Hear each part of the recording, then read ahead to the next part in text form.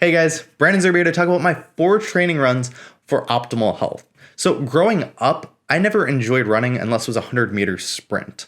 My low back would hurt, I would get cramping, and it just wasn't that fun of an experience. So unless I was doing 100-meter sprints or participating in sports or athletics, then you wouldn't find me running. But this changed a couple years ago when I decided to try to break my dad's personal record for a 5K time that he had set back when he was my age. And so I started pounding the pavement, getting in these training runs, and what I started noticing was pretty interesting.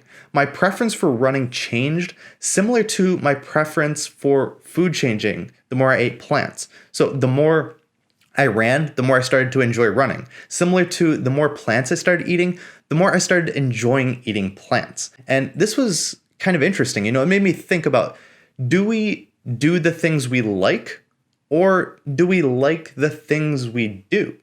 And so that's sort of like a little paradigm shift there.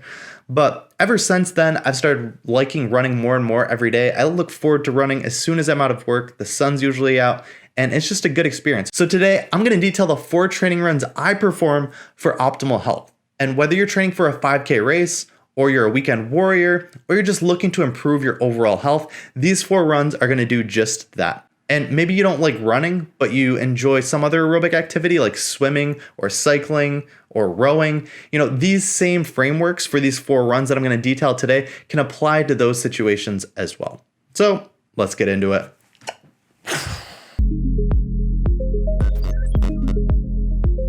So let's start off with my first and favorite run, intervals or speed work. So intervals are just a period of faster than normal paced running, followed by a period of walking or resting. And the goal of this is just to increase your maximal speed, just in case your brother asks to race you in your backyard when you're home on the weekends.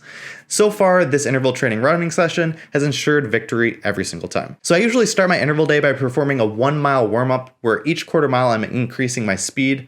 I then do a little bit of dynamic warm-up stretches, butt kickers, high knees, things like that, before I get into my intervals. Now, once I get into the intervals, I preferably like sprints, so I'll perform a 100-meter sprint, followed by a 100-meter walk for the rest, followed by another 100-meter sprint, followed by another 100-meter walk for a rest. And I'll go around the track 4 times, so this is 8 sets of the sprints, followed by the walking period, and then I'll finish that with a 1-mile nice cool down jog. But you can adjust these intervals to best fit your goals. So if you're training for shorter distances, you might want to do a quarter-mile interval, followed by maybe a minute rest, quarter-mile interval, 1 minute rest. Or if you're training for longer distances, you can increase that to, say, a half-mile interval, 2-minute rest, half-mile interval, 2-minute rest. And so you can adjust the intervals to whatever best suits your needs. For me, I love sprinting, and I always have to be prepared in case my brother challenges me. So that's what I've been doing for my first training run. After my day of intervals, I'll usually perform fartleks.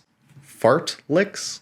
Fartleks. Fartleks. I think that's how you say it. I'm not entirely sure. So fartleks are just a period of faster paced running, followed by slower paced running, followed by faster paced running, and slower paced running. So it's just this cycle of faster and lower paced running. So ideally for me, what I like to do are quarter mile fartleks. So I'll do a quarter mile at a faster pace, followed by a quarter mile at a slower paced running.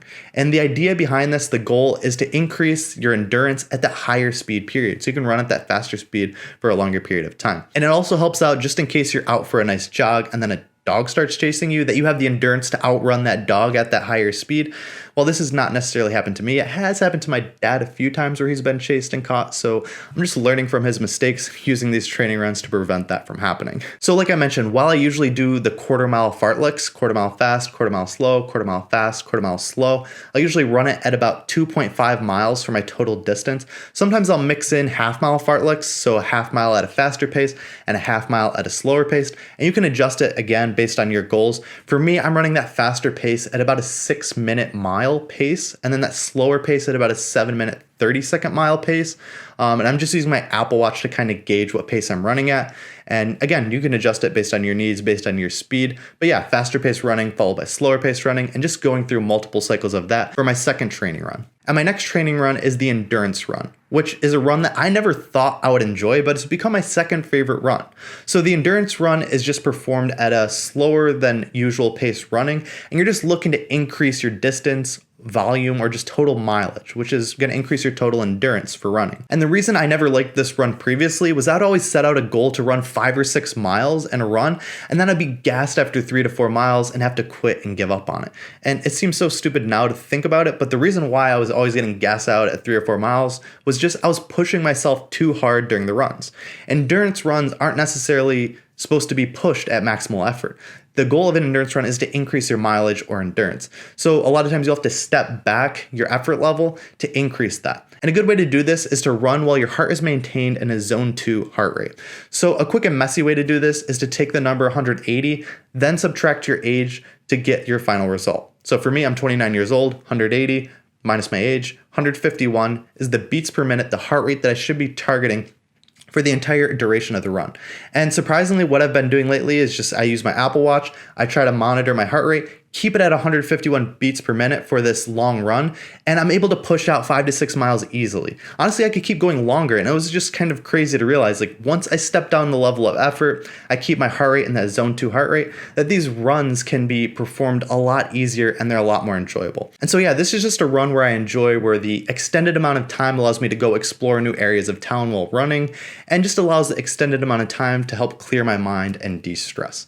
But still, at times the run can be difficult because, the thought of the dog or my brother crosses into my mind, and then I start increasing my heart rate a little too high. But as long as I maintain that zone 2 heart rate, 151 beats per minute, it's a great run to perform. And the last run I like to perform is a 5K simulation. And this is the toughest run.